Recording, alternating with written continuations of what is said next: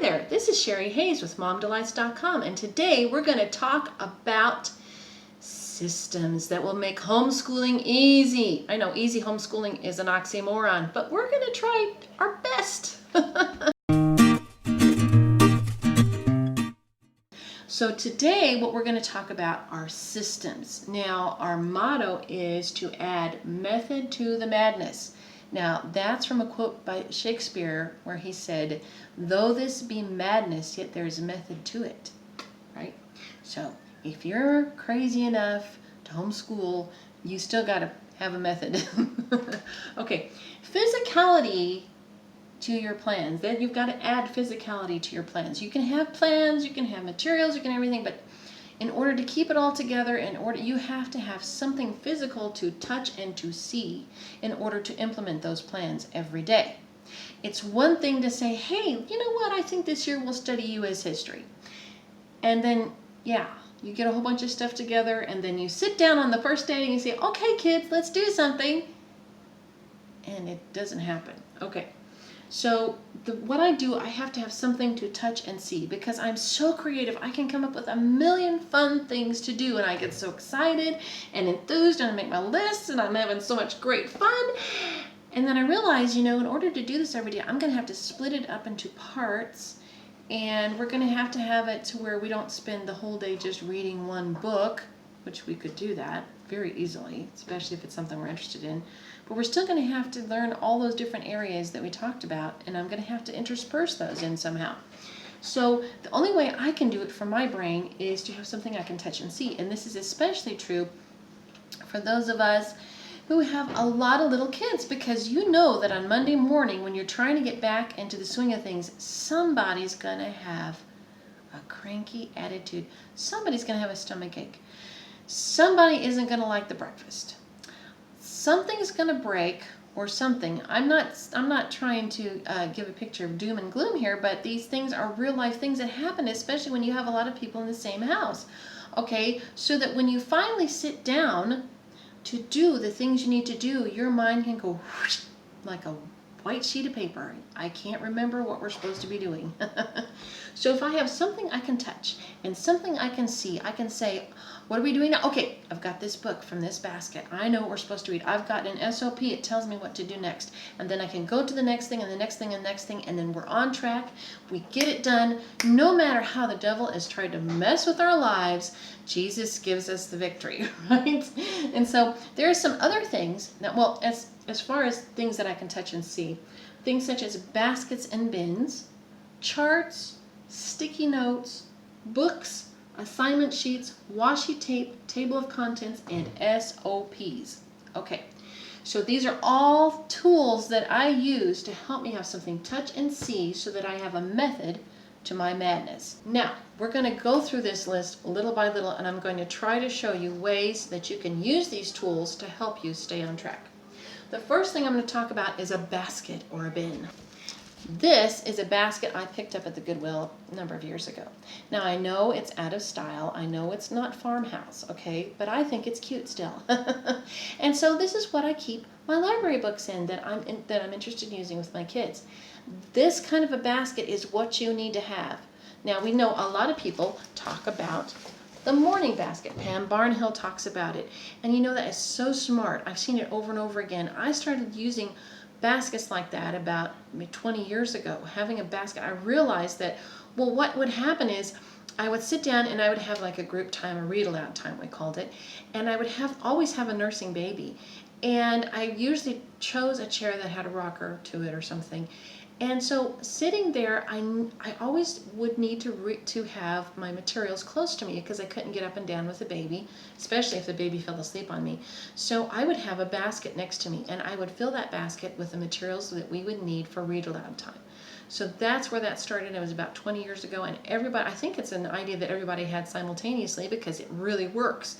And so the morning basket, or the group basket, or the mommy basket, whatever you want to call it, is such a cool idea. And it's so neat because I can be so thinking about so many things, and the first book is the first thing we're supposed to do. I'll put my Bible in there. Bible time first. I'll have my read aloud there. Then I know to go to read aloud.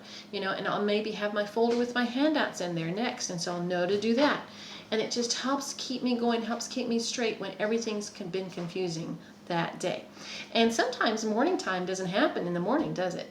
We call it group time because it can happen at noon around lunch, or it can happen in the evening after the whole day is done.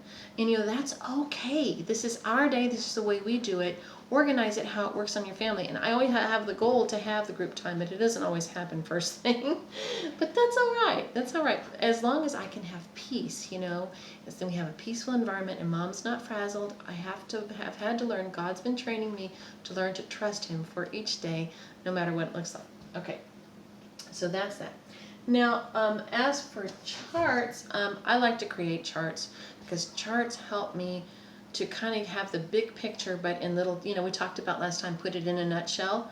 If I have a chart, that chart nutshells my whole scheme. Here's a kind of chart that I created. This is history and science and everything I was working on. This is when we were studying the Middle Ages. And so I kind of have a chart here of different ideas, different areas I want to cover, and it kind of helps me nutshell what we want to do on one page. And it really helps me. So that, let's say that we've been through and we've finished one read aloud and we want to go to the next. So I can go to my chart on my page and see what we want to do next, and that helps me too. So now we want to talk about sticky notes. Sticky notes are my friend. I use sticky notes everywhere in my life. I use it for my business, I use it for homemaking, I use it for homeschooling, I use it for everything. That's why in my planner, this is my second planner of the year, I think, maybe my third. Anyway, so what I did was I glue sticky notes in someplace in these planners, and you have to glue sticky notes onto your planner. They don't just stay on because it's too heavy. But I actually glue pads of sticky notes into my planners, and I use them all over the place. So this is just an example real quick of some of them I put in there. And I use them in my planner. I use them when I'm in my record book. And I don't know if you've seen my record book. Some of you know about this already, but this is the record book. This is something my daughter and I created together, and it helps me keep track after the fact of all the hours we spend and all the different things we do for learning. That way, for accountability purposes, in my state, we're supposed to turn in the hours we use for homeschooling. Then I kind of track the hours over here. And I have spaces to show what content areas or what curriculum areas we've covered with each thing we do.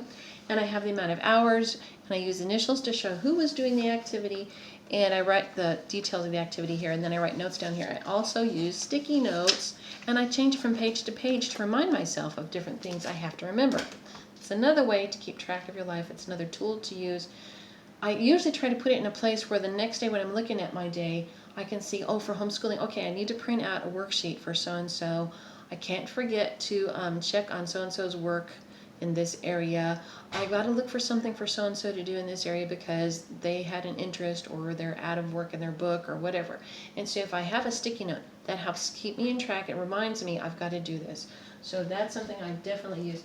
I also, I have like a stack of, I usually keep a stack of books someplace of things I want to get to. And that's basically going back to the basket. So I don't know why I had that again.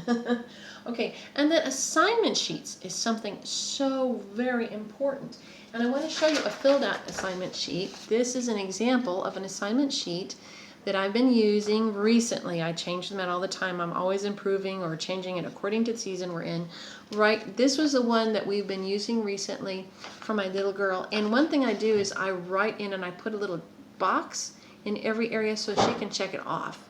And that gives her such great accomplishment, and she can go through each day 1, 2, 3, 4, because we do academics 4 days a week. That doesn't mean we do not do other learning things, but our academics are 4 days a week. So for those 4 days, then she's able to see on each day what she's supposed to do. I don't do Monday, Tuesday, Wednesday, Thursday, Friday, because not always do we do those consecutive days, and it always messes you up if you do that. So anyway, I have the subject on the side. I have the little assignment she's supposed to do in each of these, and she checks it off. Now, I know she's a really good reader. She can read my scribble. Not every child is like that.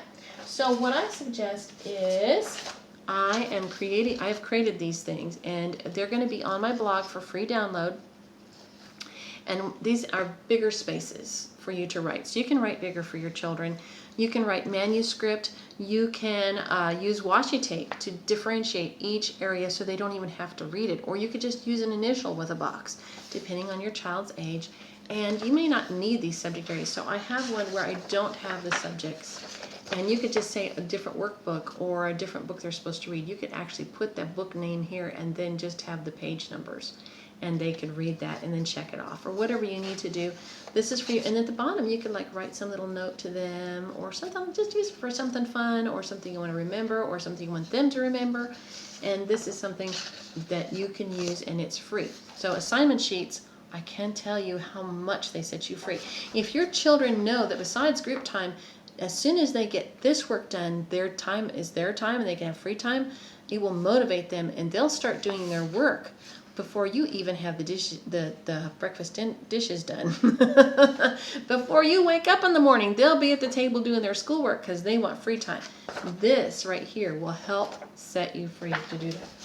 Okay, now I'm going to talk about washi tape, and I just talked about how you can use that in here, but you can also use this washi tape to personalize all the gear your kids use, and this makes homeschool easier. Like if you have notebooks, workbooks, folders, 3-ring binders, pencils, pens, crayons, whatever. If you get, like this was $4 at Walmart, and everyone in the house has their own color, including me, or everyone at homeschool, not everyone in the house, has their own color, including me, and we put this on our items, and that way there's not a dispute. You took my pencil. Mom. No, see, it was mine. It has the washi tape on it. That belongs to me. Then you go, answered. No Judge Judy necessary. Okay, so that's really important. Now, I know what I wanted to talk about. I have mom materials, okay? So my kids have notebooks, my kids have folders, my kids have binders. I have all that same stuff. Okay, so I have mom books. And one of my mom books that I have is I have my own folder. And in this folder, I keep things that I need to hand out, or also I keep tables of contents. Now, when you assign a child a book to read, all right, if it's a book that mommy's making them read, which, you know, sometimes you have to do that, because sometimes, you know, especially in this age, it's so much easier to watch a YouTube video or a movie or anything else than to actually read a book, especially if at the beginning of the book it kind of drags to them, okay? So you kind of have to help them get over that hump, especially when they're first starting to read chapter books. And then after they get over that hump, it kind of is more and more interesting. So mommy has to make them at first, you know, one of those jobs like, you know, wash your face and brush your teeth, right? So what I do is I copy, or this is like a printout of the, I actually cut and pasted the actual contents, and then I printed them all together.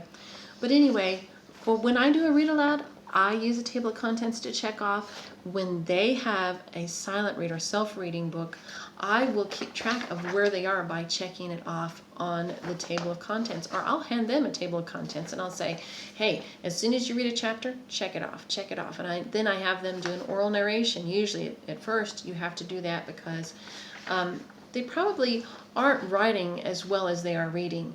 And so to keep it from being so cumbersome and horrible, instead of making, like I have a 10-year-old, and she actually reads at a high school level. She can probably read better than me some days, but she does not write that well. And writing is a chore for her.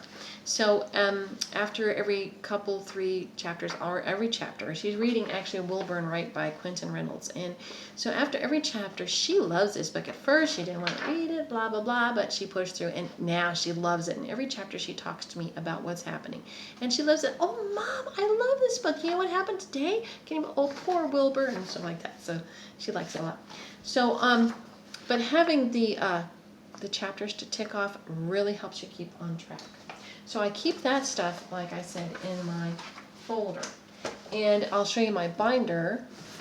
This is the binder that I've been using for our history studies. I got this, and I think I've shown this before, but this kind of has, like, I even put a folder back here so I can put extra printouts of things I would like to cover, you know, if we have extra time. and stuff like that.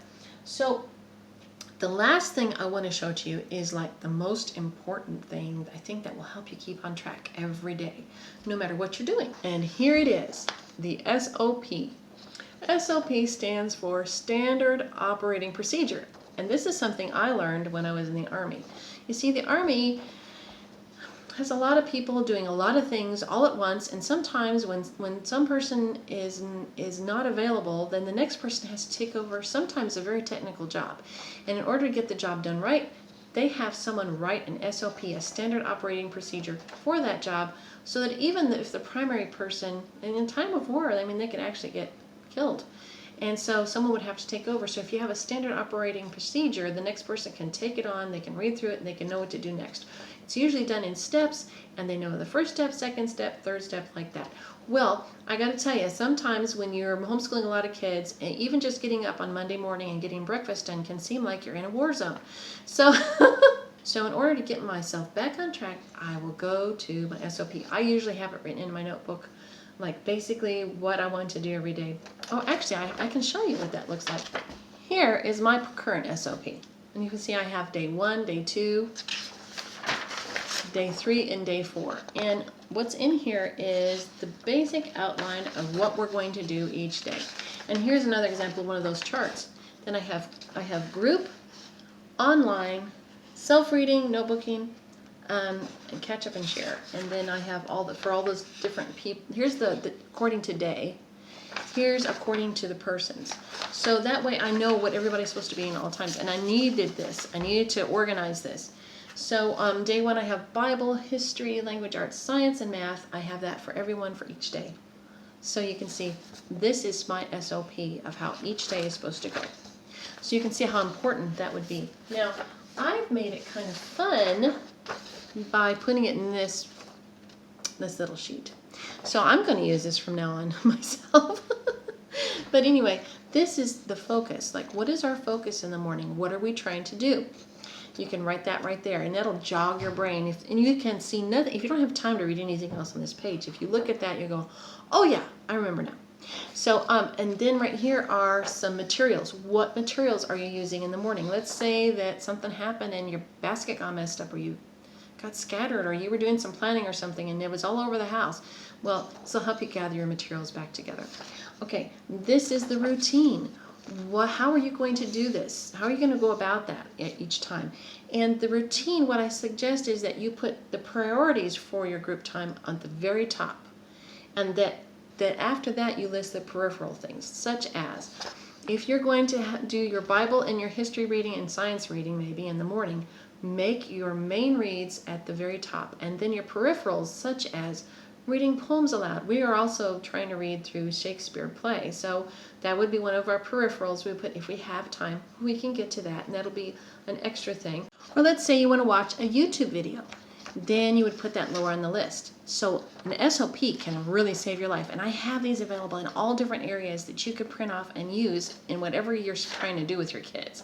So I hope that's very helpful to you. I hope this really blesses you. I hope I've made a picture of how you can put it together. I hope it's not as confusing as it feels sometimes. Just take and break everything down, put it in a nutshell, and then separate it out into its parts, how you want to use it, and use physicality and things you can touch or see that will keep you on track. And I hope this blesses you and you have a wonderful day, and don't forget to like and subscribe. Bye-bye.